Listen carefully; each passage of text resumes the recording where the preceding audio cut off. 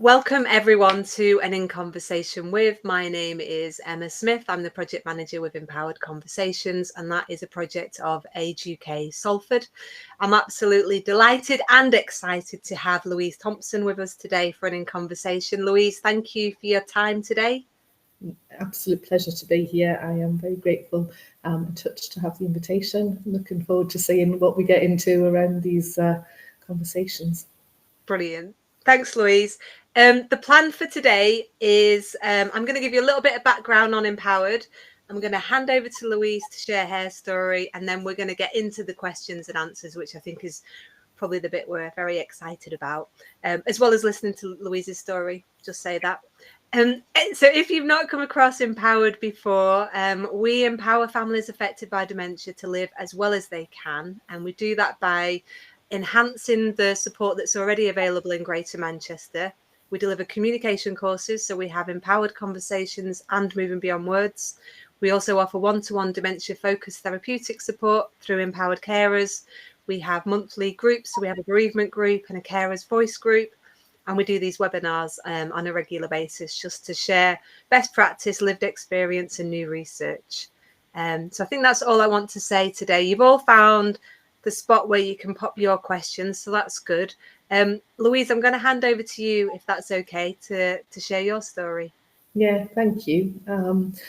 So my story began as a carer. Probably didn't realise I was a carer for a number of years even, because I live apart from my parents. I live in a different city. I live in the south, they're in the north, they were. So I didn't even know that I was a carer. But what I did know was that quite suddenly we were really, really struggling. And what would happen is I'd be driving around the M25 in the south on an evening and I'd get a phone call. And that phone call was kind of on repeat. And the phone call was, TV's broken, Louise. TV's broken. How are we ever going to afford a new TV?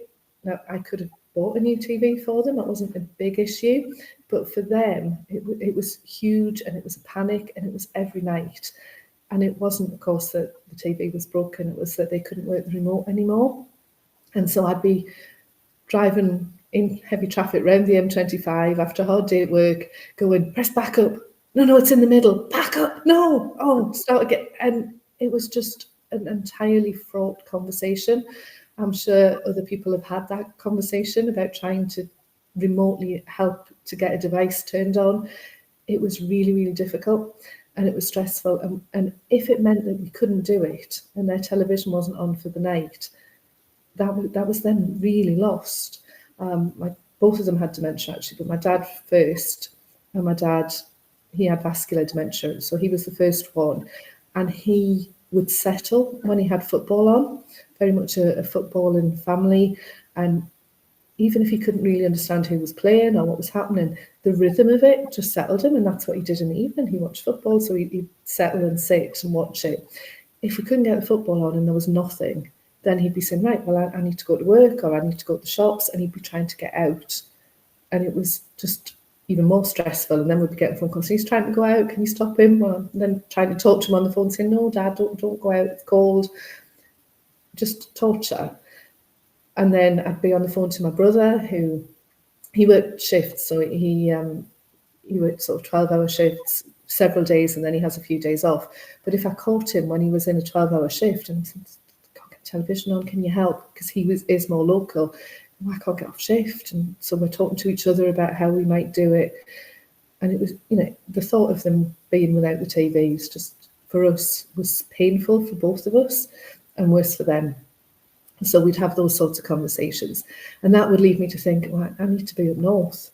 Now, my whole life for 30 odd years has been that I was working in London. I had a senior corporate job, not easy to just drop everything and head north. But I felt like I should. So that's what I was trying to do. I was trying to be north as much as I could to help keep them together. They didn't want to be apart. They'd been always together. They didn't want to go into a care home. And they were absolutely trying to hide the fact that there was dementia in the house, because they thought it was a real stigma.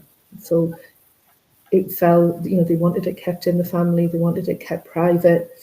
But they wanted my attention. and my brother's attention, but there was an expectation, possibly more on me as the elder or as the girl, that I would definitely be there. And I was trying so hard to do that. And so I would do things like say at work, right, I need to write a report. I'm going to go home and write the report. See you tomorrow. And this was a bit before people were working remotely as much as they are now. So I'd say, right, I'm going to write this. I need to concentrate. I'm going to write this report. I'd run for the car. I'd hurtle up the motorway. Get there, do whatever my parents needed, be it food, be it tell them what some letter meant. Maybe it was take them to an appointment. Get them settled as much as I could, and then try and write the report, and then try and be back down south as if nothing had ever happened, and carry on like I hadn't just driven 750 miles within the space of, I don't know, 15 hours. It was dangerous. I look back on it now and I am really sorry that I did that, but I couldn't see a different way at the time. You're in it. The need is desperate, feels desperate, feels very difficult to know where to go for help. It felt like it was on us. And I wanted to do the best for them, really care about them. So I would go up, try and do what I could, and then hurtle back down and try and pretend I hadn't left. But it meant that home life was damaged, relationships were strained because I just wasn't where I used to be. I wasn't doing the things that I used to do. It seemed like I wasn't really interested in my life in the south anymore, which was not true. Work was under strain. I felt like I was letting everybody down, absolutely. And it was worse for my parents because they really were scared, stressed, didn't know what was happening to them, confused, all of those things. So it was hugely, hugely difficult time. And I call that time, for me, my perspective was that it was my triangle of hell. Wherever I was in the wrong place, whatever I was doing, I wasn't doing the right thing by anybody. And I literally felt like we were on fire. So I don't know if people can see on the screen there's a picture of me with my dad, who by that time was later into his dementia journey. My mum next to him, so that's Alex and Dorothy, and my brother there behind, literally trying to hold us all up and together. The top of the triangle is the northeast, where I'm from and where they were. Bottom is work and home, which were in, again, two different places. What it led to for me was the creation of Myfolks, which is my organisation that you can send somebody to your parents at the press of a button, which is what I really needed at that time. And I couldn't find it in the way that I wanted to consume it. So that's one of the things that it led to. It changes you. Going through that journey absolutely changes a lot of things. And so I left corporate world and I've set up Myfolks. One of the things that I've learned is that social isolation is a real problem here. Maybe my parents weren't so lost about how to do the practical things. Maybe it was just the cry for help, that they just wanted somebody to hold their hand. They just wanted somebody to be there with them. I feel quite emotional just even thinking that was the case. And I didn't really know it at the time. At the time, I was consumed with the doing. We need to get them this, we need to make that, we need to fix the latest danger in the house. And I guess what I'd say is we weren't prepared. I had no idea that this was coming. We hadn't really discussed how it would be. We hadn't really discussed their preferences. And so it was, for many reasons, the most challenging time of my life, undoubtedly.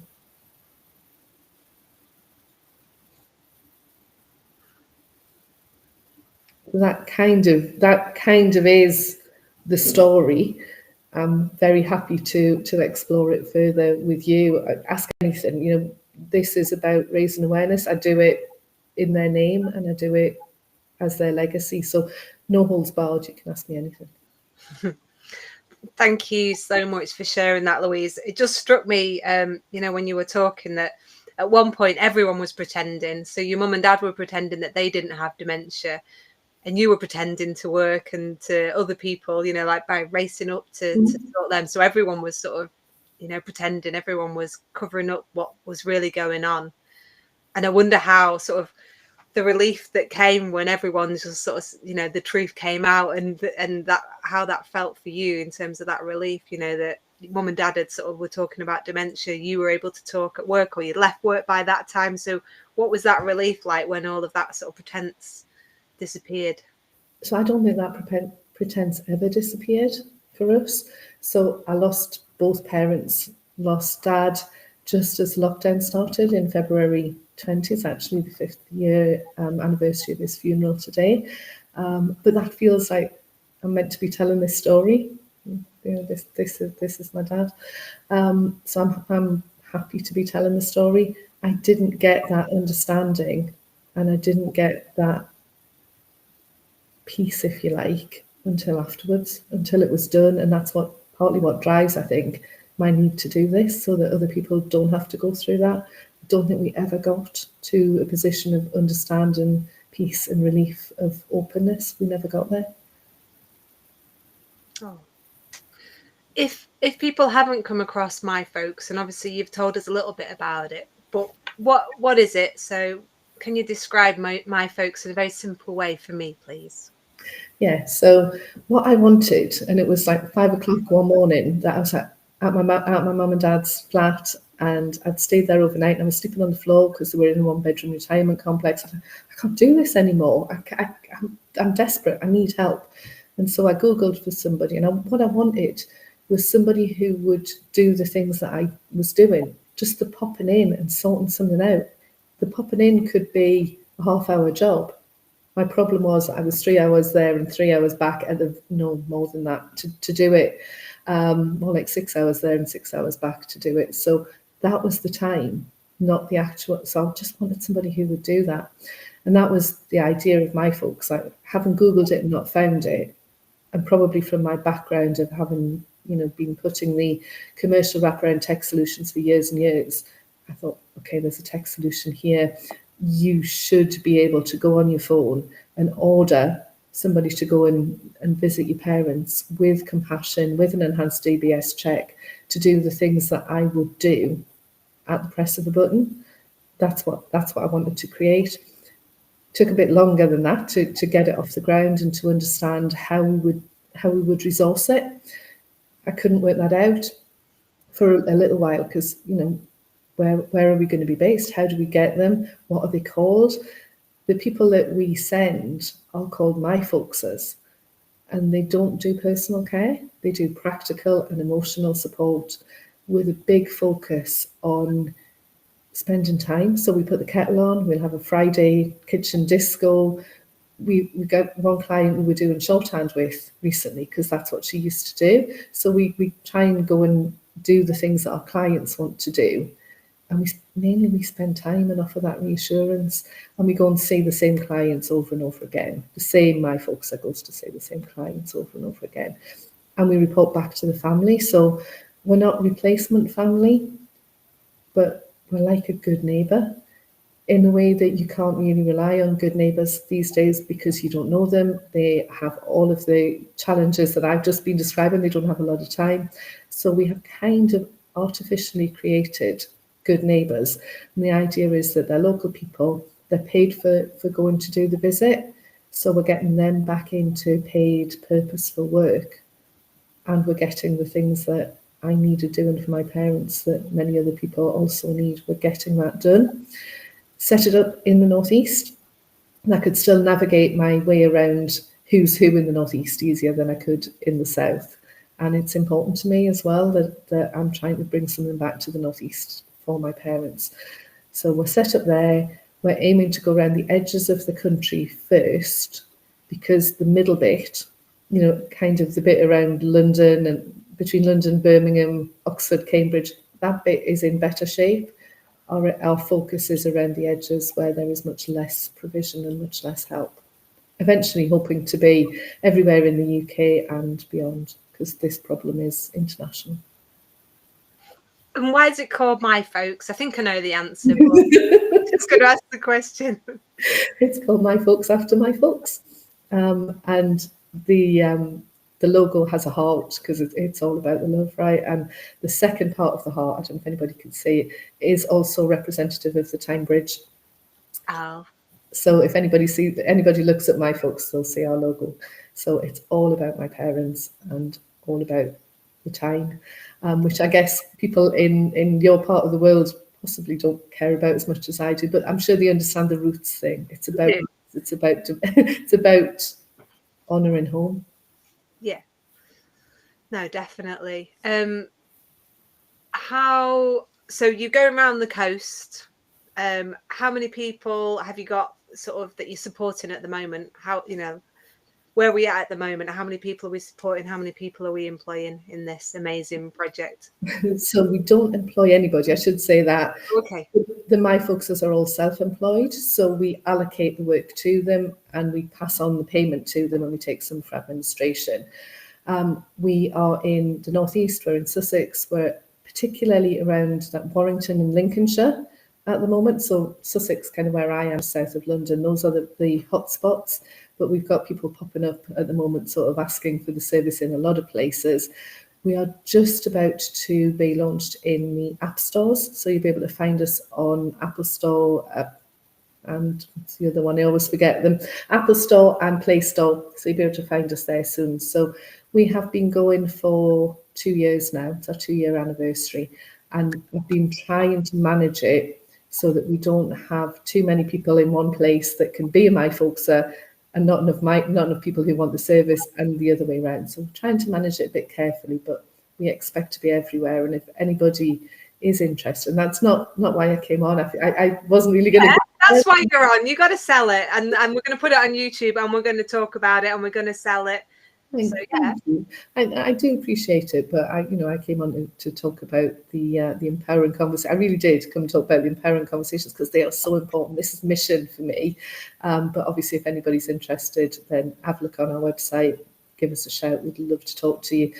Tell us that you heard about us on Emma's podcast. Yeah, definitely. Right, I want to sort of dig into somebody that's being supported. So can you give me a story? Because we love stories. So quite often what we see is when people are sort of needing a bit more support, that's not always the easiest thing to accept. People are quite like, no, we're fine, we don't need any more support, thank you. So I'd love like a story of someone who maybe it was a bit of a challenge for them to accept it at first, and then actually this is where they're at now and it's making a big difference to their lives. So there's a few. I think a couple of ways we do it. There is that expectation that I don't need help, but you as the kids will provide that help. And I think if people were well and they knew how intense that help was going to be, they possibly wouldn't ask that or wouldn't say it. But often by the time it's needed, they are unable to quite appreciate the impact that it has, a huge impact that it has. So often it is people saying, yeah, no, I'm fine, I don't need any help, but can you come round tomorrow? Yeah. It's really, really, you want to be around tomorrow, but you've got this other, so many scenarios. You might work away, you might have teenage kids, you might have second families, you might have in-laws that are in the same situation. There's so many different pressures. So what we often do is we'll arrange to meet in a coffee shop first, a garden centre or something like that. And then they sit, so we're not uniformed, we're just like the neighbour. And so when they meet us out, like going in, having someone in your home is quite intrusive. So we often have the first meeting away from home, and then it feels like it's just somebody popping around that they know. So that's one of the first things that we do. Another thing that can quite often happen is people worry about the money. And so we've got one of our clients recently said, can you just tell mum that this is voluntary? I'm paying for it, happy to pay for it. What she called it was a love lie. Can we just have a love lie? Because I know she needs it. She won't want me paying for it. She needs to have it. Can we do that? So yes, we can do that. So there are those things. Another client had it so that we were doing helpful tasks around the home. We weren't there to look after them, but we were there to do some home maintenance, and that was better. And so one of our Myfolksers will find himself cutting the grass or washing windows and things like that, and then he'll have a chat with that's actually a couple. And then the man of the house will say, "Want a cuppa?" And they'll go off. Or an even better one, we'll end up going to B&Q. Other hardware stores available, but they really like that pottering Yeah. together, and that they're on a mission to get whatever little bit of thing that men need from B&Q, and it's not them getting help. It's just, oh, for this task we need to go to B&Q, and the time that they spend together, literally just putting the world to rights, getting into all sorts of chat, and the gentleman in that case doesn't have dementia, but his wife does, and so he's not having those conversations. He doesn't go out very much, doesn't like to leave her. Having somebody that he can pop out with and just have, man chat, whatever that might be, they have the man chat, and that is keeping him well to enable him to have, better support for his wife. So that's some of the sorts of things that we do to overcome that. They sound pretty special, your Myfolks. How do you even find them? You got a big net that you go off like looking for them and you catch them. How do you find them? So some of the first ones were people that we knew, people, friends of friends, and oh, this person would be an ideal Myfolk. So it's amazing how many of them say, "I've got no qualifications, Louise, but my mum had dementia, and I nursed, or my grandma had dementia, and I looked after them, and now I understand more, and I've got time now because they've passed, and I've got the compassion. I could use it." So we get quite a lot like that. We get some younger people who find it fits in really easily with their lives. So they've got young kids or whatever, so they don't have to commit to a full week, and they don't have to commit if their child is poorly. We had that last week, for example, one of the Myfolkses who regularly visits the same lady, and she is almost like that. It's close. So we were able to ring up and say, "Actually, her little boy has been sick. Do you want us to come today, or actually shall we give it a couple of days? How do you want us to play it?" And they were like, "No, it's fine, a couple of days, we can wait that long." It's worth it to have the same Myfolkser. We could send a different one easily enough, but it's not the same.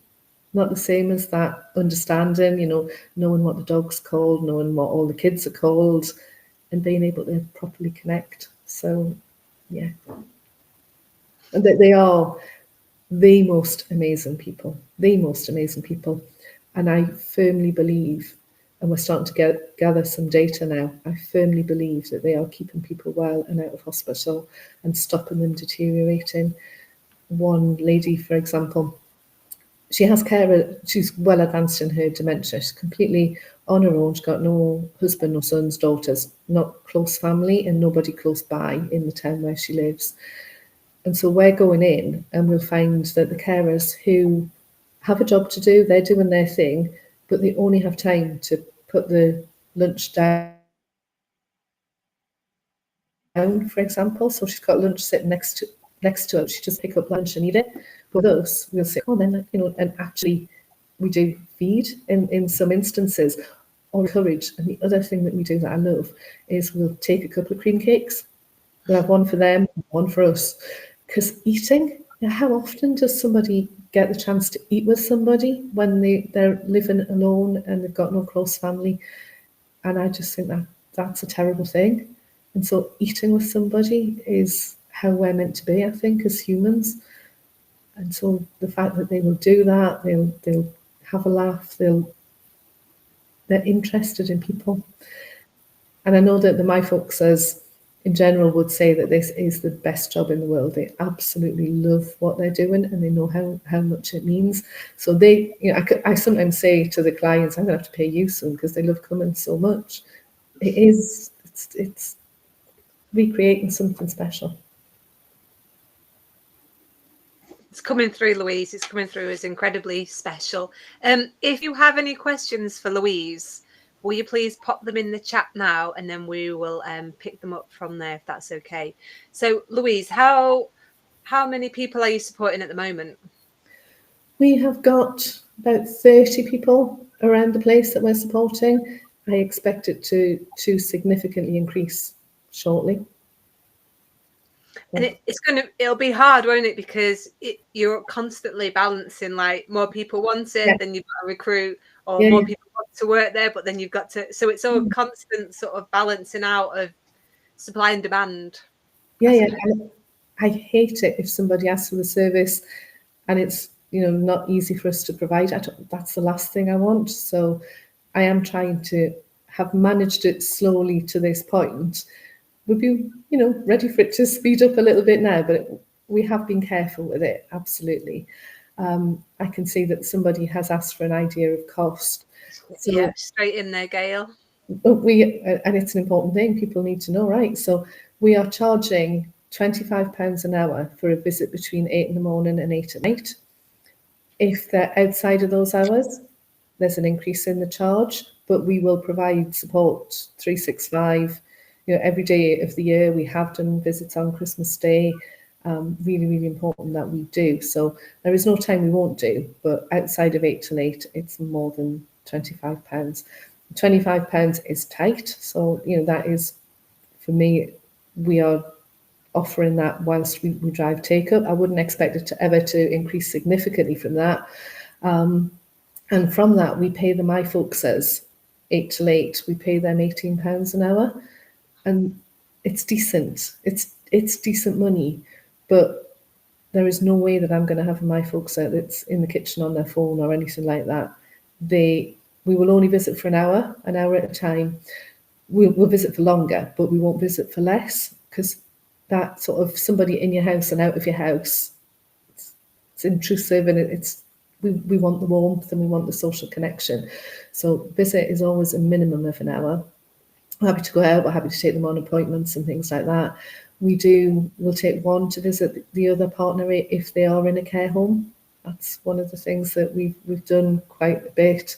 So that's sort of basically open to whatever an elderly person needs us to do. If it's within the law and decent, then we're willing to explore what they need. It's about meeting them where they are. So, like, I've got one of my folks who didn't even know that shorthand had been a thing. No, Louise, what shorthand? Because my client keeps talking about shorthand, and I was like, oh, right, okay. So found some shorthand sheets, and she's now learning shorthand together, and it's just amazing. Love it. That sort of thing is what we need. So that's why I pay decent money, because that you kind of can't pay somebody to make them do that, but when they naturally do that, then they should be rewarded.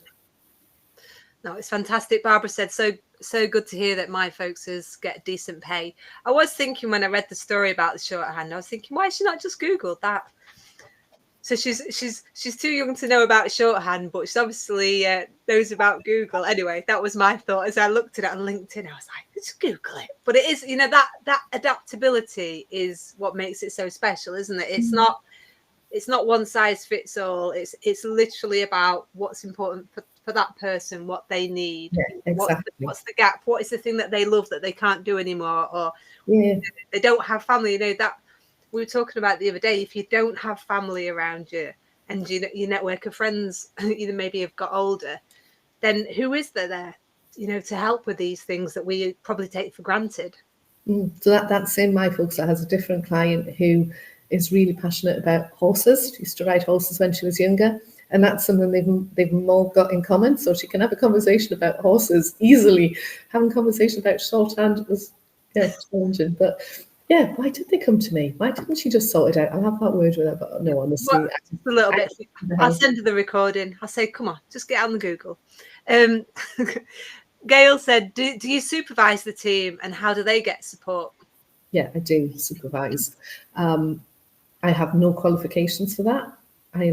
I've managed people for many, many years.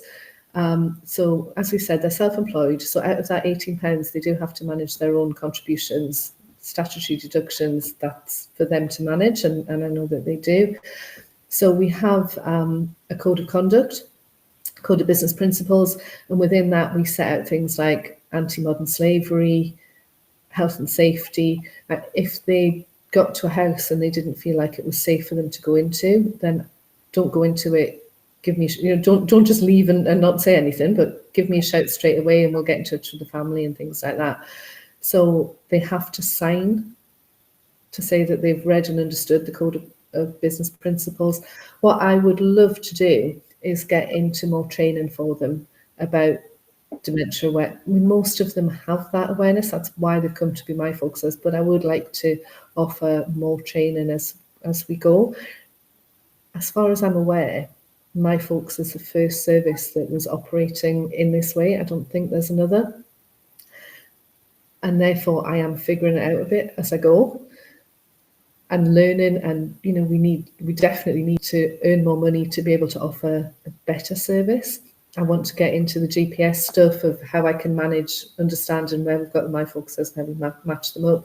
But it's as important to match up interests and personality types as much as I can as well. So a lot of science that I would like to get into, a lot of work around the social isolation and how do we predict who's got social isolation.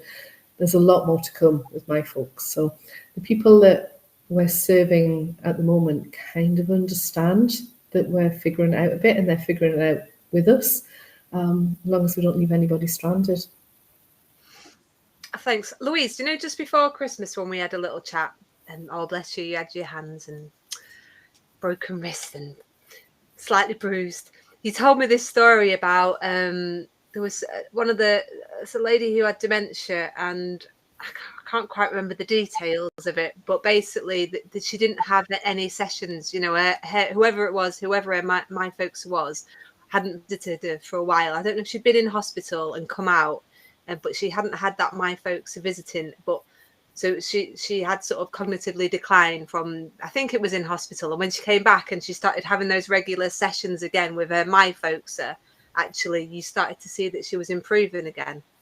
So you kind of got that story right. It was actually the Myfolks that went into hospital. The Myfolks, bless her, had a heart attack. Not while she was on duty, I have to say. And she's fine, but she had a heart attack, and that came really out of the blue for her. She, you would, in her 60s, you'd think she was entirely physically fit, active, lively, and she had a pain in her shoulder and a bit of indigestion. She went to the GP and it was found that she'd had a heart attack, and then there was further investigations and stuff. So she was missing from us for about 10 weeks, I think. We did send other Myfolksers, and so the lady in question had visits, but she didn't have her fave, and we couldn't really explain why she didn't have her fave. She had dementia; she wouldn't have remembered particularly, but she did know when her Myfolkser came back. Oh, that reunion, the Myfolkser couldn't wait to get there, and the lady was so delighted to see her. She had declined in those 10 weeks, the lady that we visit, and there was talk of it's going to need to be a care home and things like that. And then when the Myfolkser was back, that decline stopped, literally stopped, and she stayed. She is now in a care home, but she stayed. Actually, she's in hospital. Sorry, she stayed out of hospital for that whole year that we were seeing her, and she didn't need any interventions other than the medication she was already on, even though she's in her 90s with quite late stage dementia. We kept that lady at home, and I'm certain of it. Now, what I need to do is to be able to prove that, and I can see Daniela asking, do we document our interventions? So we don't do regular or more formal interviews. It's kind of on the go. So after every visit, there is a report. But it's not like I've seen some of the care home, so the care staff reports that they do. Meal given, all well, and it's just so formulaic. That's not what I want. I want to talk about, we had a giggle about this, or we talked about shorthand. So the reports that we do are instantaneous, and they are not written from the perspective of managing an insurance claim, dare I say it, and they're just human. what I'm really trying to be here is human with the family, because I was that family and I know the things that you worried about. Human with the Myfolks who are providing this service, and I just love them, and the clients that we, all of it, it's about human. So the reports that come back are the reports from the Myfolks, just as they. So yeah, a couple just from yesterday that spring to mind. I did some painting, like house painting, was one, and I got a reply back. My dad is so relieved that that's done. That was one of them, and another one that was just yesterday was in my mind. What was it?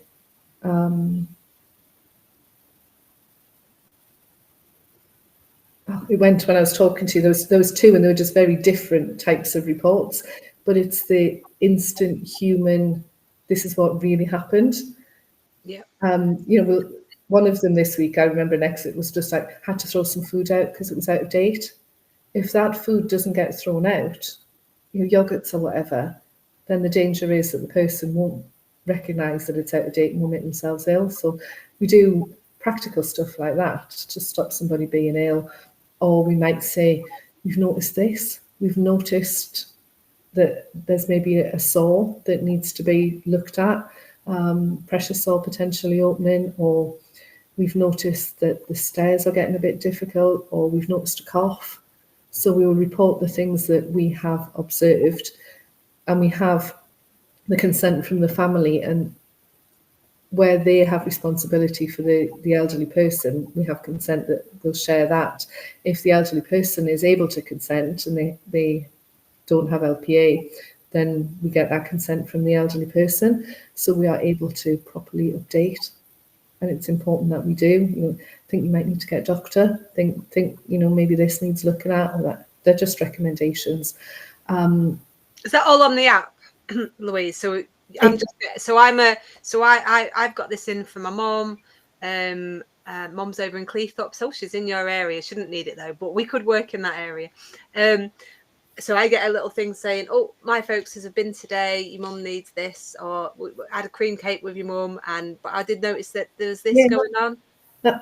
It should be in the app, but not everybody is comfortable to use the app. So sometimes it's just a text, and a conversation on WhatsApp, conversation on text, whatever works for the people. Brilliant. Daniela had another question. Can you clarify what aspects of support you are unable to cover? Well, obviously they're going to paint, they go to B&Q, they cut the grass. You mentioned personal care is not included. Yeah, and I struggle with it sometimes, if I'm absolutely honest. Should we provide that? And we think about maybe there's a Myfolks Plus option where we do personal care because that's what the person needs. But that's not the basis of what Myfolks is about. Myfolks is about doing something different in terms of taking the time with the person. So if we were to do personal care, then we need CQC approval and all of that I just didn't get into. And that at first it was like, okay, we're not going to do personal care because we haven't got the money to go through all of that.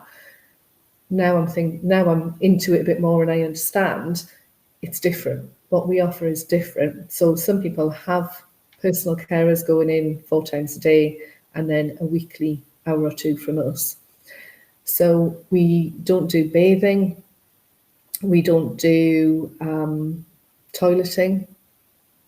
And so there is a question, and it's a fair question, what if that happens when you're there? And so what if there's a fall when you're there? We would do what a neighbour would do. That's our rule. So we wouldn't leave somebody on the floor. We'd make the phone call. We'd make the phone call to the family. Is there a pull cord that we pull? That sort of thing. I do think potentially a Myfolks Plus service where we have people who are carers, but that's not what they're designed to do. They're carers who are Myfolksers, and therefore they can do those things as well. Yeah, at the time of our support with toilet and at the time of our visit, they would have to wait for, but if we weren't there, they would have to wait for the carers in that time anyway. Yeah. So it's very different, isn't it, to sort of what's available on the market already. It's very much like yeah, you say it's a very good neighbour, isn't it? Basically, who will come and do those sort of things and have that relationship. It's well, it's its own thing. It's not befriending. It's not domiciliary care. It's not this. It's not that. It's very separate, isn't it? What you are sort of carving out, and it's around love and connection and being there for somebody. And like if family aren't local, like that was your experience. Family aren't local. It's someone who can do that stuff that family would normally do for somebody. And if there is no family, then it's even more important, isn't it, that there's somebody there who can do that. Another example might be we got a call from somebody who was really, really, really worried. They've been told that their mum needed eye drops, and there was a really Nottingham. This is your Nottingham person. Nottingham person. Get it sorted. Great memory. Not really, but Yeah, that lady was in danger of going blind, and so could we go and administer drops? That was the request, because the health visitors had said that wasn't their job, and it didn't really need. They don't need care, but they need somebody with a steady enough hand to put in the drops, and it could be a neighbour, and that was the suggestion: just get a neighbour to do it. But you can't just expect neighbours to be able to do that sort of thing. So yeah, another example. But that was that if that person hadn't had her eye drops, then she could have gone blind. So it was a massive. You were pulling your hair out before Christmas because you couldn't find anyone for that person, and you had that you wanted to solve it. So yeah. I'm delighted that you did solve it and found someone. And so it does need at the moment a little bit of me working on it. Really pulling on all of my network, pulling on going to colleges. We work with a bit with DWP as well to say, okay, there's somebody in this area who needs it. How do we get a Myfolks to them? And then making sure that they're enhanced DBS checked and all of that. So wouldn't send anybody who wasn't enhanced DBS checked. But DWP has on occasion paid for people to have that check done for us, because it's getting them back into work. What's been your biggest challenge? Right, this is your time for asking questions, so drop them in if you've got any more. But while I'm waiting, I'll ask some questions. What's been the biggest challenge in setting up Myfolks? Money. Absolutely money. And then I would also say the marketing. So I had always worked in a commercial organisation providing technical solutions for businesses who needed them. So what I never really saw was the marketing. I had no idea about what went on in marketing, if I'm absolutely honest. Different department, they did their thing, we did ours. In doing this, I need to market. And so I've had to learn stuff about social media, marketing, and things that I never expected to have to do. So definitely learning new skills. And there hasn't been anybody else to do it. We're a very, very small sort of team in the office, very, very small. And then the Myfolks does. So I just have to get stuck in and do whatever. I mean, it's terrifying. I put my pensions from that corporate world into making Myfolks work. That is in the middle of the night. That's quite terrifying because I'm 56. I haven't got time to make it back. So that's challenging. What have I done? What am I doing? It's the most rewarding, terrifying adventure in my life, without doubt. But yeah, it's all scary. So if we think we're in 2025 now, in the next 5 years, that's quite a big time, isn't it? Next 5 years, where do you want to get to?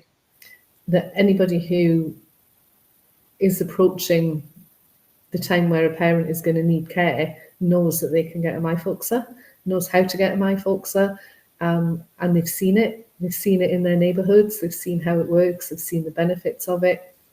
Definitely want to get to that. Somebody asked me around evidence. We talked about the fact that I feel like I can see somebody's doing well if they've got a Myfolks visit.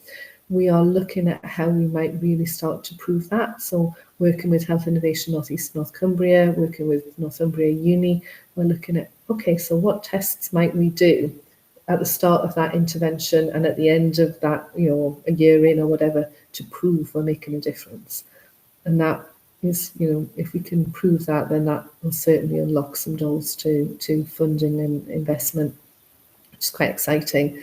But we need to find a way to keep this going, and we will find ways to keep this going even without that, because I know that once people so we've now got people who've had the service for well over a year every week, and we've got data in our terms and conditions. We say, can we use your data to study what's happening?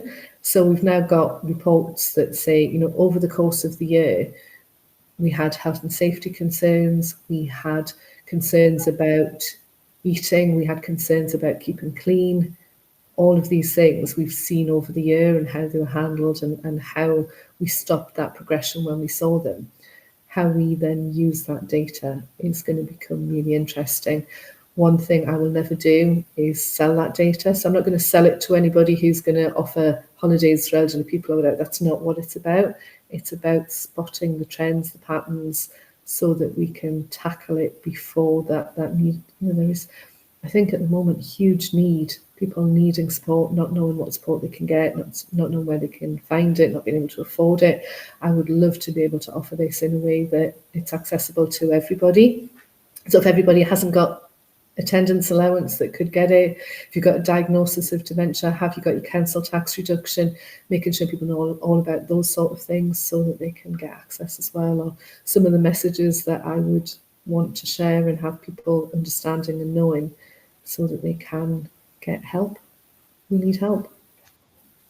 It feels like there's a really nice synergy between the work that we do. We both sort of sit in that preventative space. It's about what we can do just to enhance someone's life so they can carry on living it as well as they can.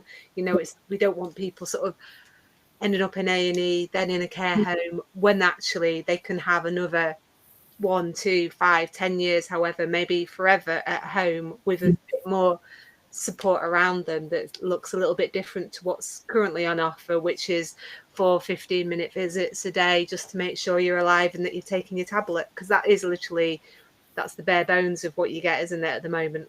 Yeah, absolutely. So some of the councils that we work with say, they've got X number of people in their community who are relying on that service at the moment. If we can use Myfolks before that, we can delay that need, and we absolutely can delay that need so that they don't need that. It's not the best thing, is it, to have somebody that you don't know, or a variety of people that you don't know pitching up, doing something to you and then leaving. If we can apply Myfolks and anything else that is preventative to stop that happening, it's got to be the right way to go. We talked about the fact that I fell off my bike because I'm trying to stay healthy. I've seen what living with dementia is like. I've seen it up close. I don't want it to happen to me. There's no guarantees, obviously, but I'm trying to do the things that I can to stay healthy. I'm trying to educate, trying to tell people to please put your plans in place. Please get your LPA. Please think about, is this house going to be suitable? And the things that I would, so this is where I thought this conversation was going to go. Oh, no, we've gone all over, I'm sorry. No, it's fine, because I'm passionate about getting these messages across. Make sure that you think about the house. And what a lot of elderly people, you hear them saying it, I'm going out of this house in a box. And actually, have you really thought what that means? Because there's stairs and there's a bathroom upstairs and there's no bathroom downstairs. What is that going to mean, really? And I kind of, one of my buddies who is also a carer for parents, she told me about a Downton Abbey death, right? Which is when, it's how it's portrayed on TV. You get a phone call to say, actually, somebody's going to, your elderly person's going to pass away. And so you travel back and you sit and hold a hand like that. And then you say deep and meaningful words, and then they pass away. And it's all clean. It's all tidy. It's all deeply emotional and meaningful. And there's no poo down your fingernails. I was going to ask about poo. There's no poo in there, is there? No. And yet, that's kind of what I thought would be what would happen at the end. I had no clue that with dementia it can go on for years. I had no clue that I knew that it was about memory. I knew that it was about forgetting maybe how to do things, but I had no idea of the stages of dementia. I had no idea that it would affect swallowing, that it would affect ability to walk. These are later stages things. I'm not saying this will happen to everybody who gets a diagnosis straight away, but if nothing else gets you, then eventually you will become unable to walk, unable to swallow, unable to toilet yourself. What happens in those situations if you're adamant that you're staying in your house with the upstairs bathroom and the stairs? What's going to happen overnight? Who's going to stay with you overnight if you're in danger of trying to put the kettle on or in danger of just opening the front door and wandering out in your nightie? These are things that are really happening. And if you're not understanding that, and so I'm kind of on a mission to try and help people understand what that reality is like for themselves, for their adult children. You know, if you're saying to your adult child, just never put me in a home, mind, don't put me in a home. If they could see what life could be like, and there are so many parents around the world now who are exhausted, they've given up work, they become socially isolated, they don't have money anymore, they couldn't go on holiday because they can't afford it, but they couldn't go on holiday because they're looking after somebody. If people really knew that's what they were asking in that, I don't think they'd ask it. So what I would say is please, please, please think about what's the worst that could happen. It might not be dementia, it could be other things. But if you're going to live longer as we are doing, but we're not living well, what are the implications of that? And please get a plan in place. Please have the difficult conversations as a family and work out how you want it to be. Because I think one of the really hard things of being a child of somebody with dementia is trying to guess what they would want. How would they want it to be? We talk a lot about advanced directives or do not resuscitate. And I hear a bit at the moment around people saying that the do not resuscitate is just an economic saving. And that would be horrific. But I also understand a little bit about if somebody is resuscitated, it breaks their ribs. If it's done right, it will break their ribs. And how are they going to recover from that? And I think statistics show that when somebody is resuscitated, they probably don't last too much longer if they're that ill in the first place. So I think people need to really understand, what does that mean? What does it mean in the circumstances of my elderly person? The elderly, think about it before you're that elderly person. What would you want in that situation? And set out some direction so that your kids aren't guessing whether they're doing the right thing for you or not. Amanda's just said, totally agree. So important to have those difficult conversations while we still can. So difficult though. They are difficult. And I knew Amanda would be the first person to get in with that. And I suppose we all sort of look to the positive, don't we? Oh, it'll be all right. Oh no, we'll be fine. So they put off those difficult conversations until actually, people can't make their own decisions anymore. And then you, like you were, Louise, you were then guessing what was it that your dad wanted. You're making those guesses, and then it's on you, isn't it? Rather than preventative, early conversations. What does it look like for you? Are you going to be happy with a hospital bed in your lounge, a commode next to it, and and washing downstairs, because that's what life will look like for you if you're going to stay at home. So we're in our last few minutes. Thank you for that, Louise. Thank you for sharing that and that call out. Any more questions for Louise in our last few minutes? If you have, put them in now and we'll pick them up.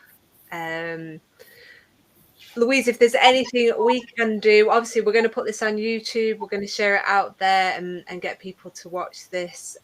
You've got a few people here. Is there a call to action you have just told them what to do now, so get everyone that's watching this now, make sure you get everything sorted. Is there anything else you want to really important? So important to do that. I think one thing that people don't too passionate about it to stop. One thing people don't understand is if the LPA isn't in place in time, then it's the state that decides what happens to you. People seem to think that if they become incapacitated, then it will be the family that takes over, but that's not the case. Unless there's an LPA and you become incapacitated, which is a hard word to say, then the state will intervene and they will make your choices. It's not what anybody should want. So please have the difficult conversations as early as possible, and get right down into the detail. Then once you've got a plan, you can forget about it, maybe review it every now and again, get on with the living, get on with the doing the shorthand, talking about the horses, going to B&Q, get on with the fun stuff. And that, I suppose, not only for our parents, but for ourselves, we could all have an LPA for ourselves. It's not just for our parents, is it? Or for older people, like for any age, if you want to have control over your future and what that looks like, an LPA will give you that control. Absolutely. Brilliant. Louise, thank you for sharing your heart and your love and your story and the amazing work of Myfolks. And we wish you so much good luck with it. And we want to have you back in a year's time to tell us where you're up to and what's going on. That would be exciting. So thank you so much for giving your time today. Really appreciate it. Barbara said, thank you. What a great service. Yeah, it really is. You should be so proud of it, Louise. I am, and I'm proud of it for Myfolks. I am. People can find us on our website, www.myfolks.uk. I have to say that. But Emma, thank you so much for the opportunity to talk. Thank you so much for the great work that you do. Love it. Thanks, Louise. If you've enjoyed today's webinar, we've got another one next week. It's with Helen Rhodes, who's from Fifth Sense, and she'll be talking to us about smell and taste disorders and the impact that has on health, well-being, and also safety. So you can join us for that one. Louise, it's been a delight, and I'm sure we're going to carry on chatting. So thank you so much. Have a lovely afternoon. Thanks a lot. Cheers all. Bye. Take care, everyone. Bye-bye.